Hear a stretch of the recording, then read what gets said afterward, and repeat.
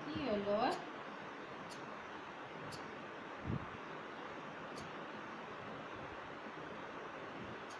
নাইচোন দেখা সেই এনে হাতছি মাৰিয়ে থাকেচোন এনেকে কি আৰু লৈ যে কিবা এটা ইনচিডেণ্ট হোৱাৰ পাছত ভয় লাগে না